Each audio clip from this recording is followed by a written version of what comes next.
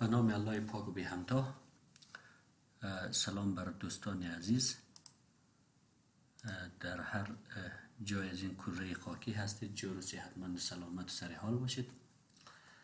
دوستان عزیز، امروز میخوایم در مورد یک از مفاهیم اساسی و یا یک از ابزارهای اساسی که ما شما رو میتونه در حل معادلات دیفرانسیل با مشتقات جزئی از مرتبه کسری کمک خیلی شایان کنه.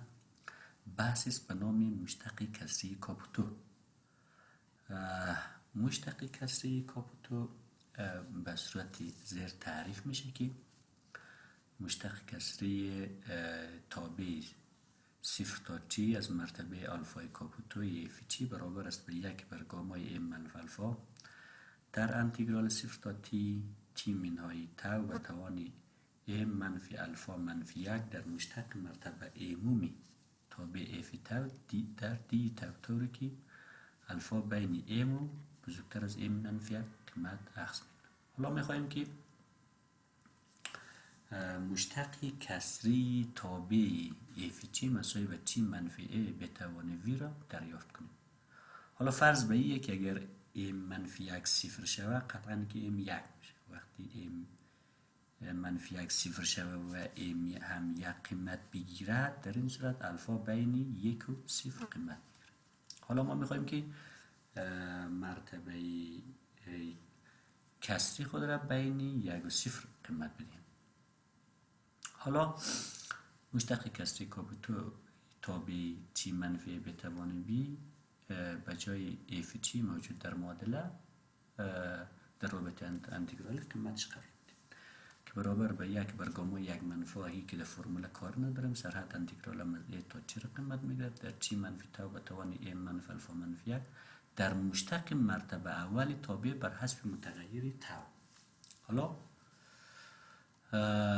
اگر ما مشتق مرتبه اول تابع تی منفی به توان وی را نسبت به تو مشتق بگیریم به جایش وضع کنیم، این که خودش هست سرحد انتگرال هم از ای تا به تی در تی منفی تو به توان الفا در وی در تی منفی به توان وی منفی یک و جی تو هم که قطعا خودش هست. حالا به خاطر از اینکه این رابطه بالا یا انتگرال بالا را بتونیم به شکل یک تابع بیتا تبدیل کنیم، یعنی بیتا ایکس وای تبدیل کنیم، از این تعویض کار میگیریم طوری که تاو را مساوی به ای جمع تی منفی ای در زی تعویض میکنیم. با توجه به اینکه حالا مشتقی دی تاو اینجا ضرورت داریم، از این یک بار نسبت به تاو از دو طرف معادله مشتق میکنیم. حالا که از این طرف نسبت به تاو، این طرف نسبت به زی، اینجا میشه که دیفرانسیل تاو میشه دی تاو برابر میشه به تی منفی ای به عنوان فاکتور ثابت در نظر گرفتم. مشتق زی هم که یک میشه نظر بر دیفرانسیل دی زی. آیا مقدار تعویضایی که اینجا به دست آوردیم اگه سرحدات را هم وضع کنیم، به جای تی اگه دی رابطه به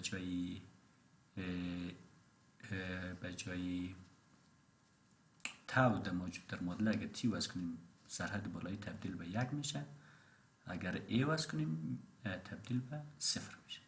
به همه خاطر این برمیگرده به مشتق کسری کاپوتوی تی منفی به توان وی در گاما یک منفی الفا سرحد انتگرال صفر تا به یک در تی منفی تو به توان ای منفی الفا منفی یک در مشتق مرتبه اولی اف تو دی تو.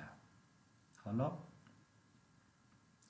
این جایگذاری را هم انجام میدهیم که برابر میشه به جای تی مقدارش تعویضش عوض کردیم که عبارت از تی منفی ای منفی تی منفی ای در زی به توان منفی الفا. حالا اینجا هم ای که مقدار قبلی هست به جای تا مقدارش قرار دادیم که تی منفی ای در زی منفی ای به توان وی منفی یک دانه تی منفی در دی زی.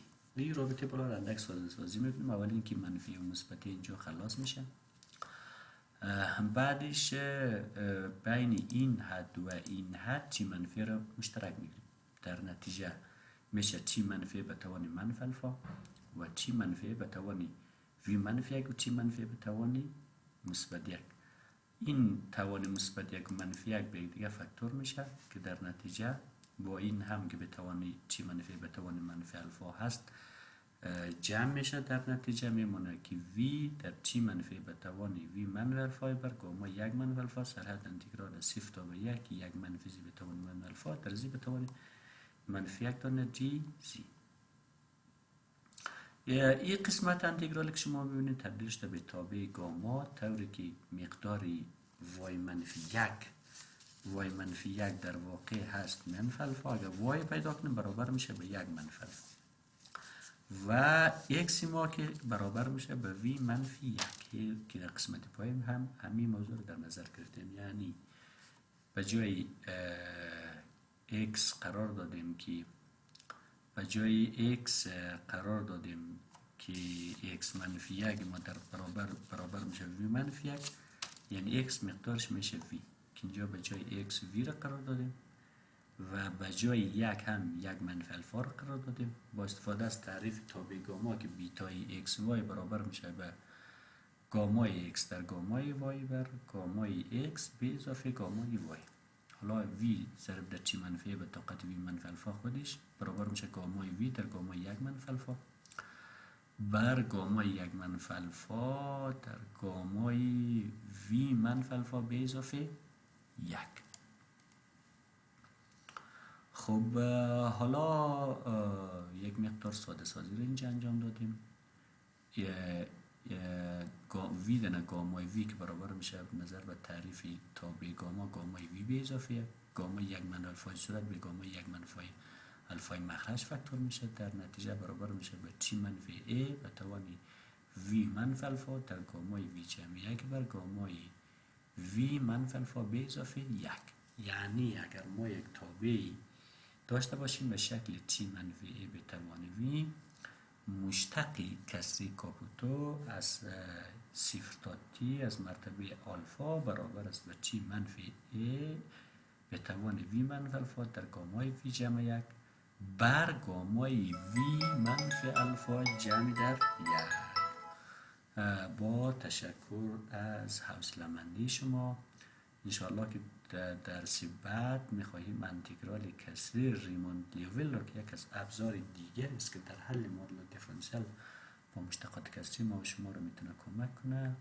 شما را به خداوند یکتا و بی همتا میسپارم. روزتان خوش و خداوند نگهدارتان.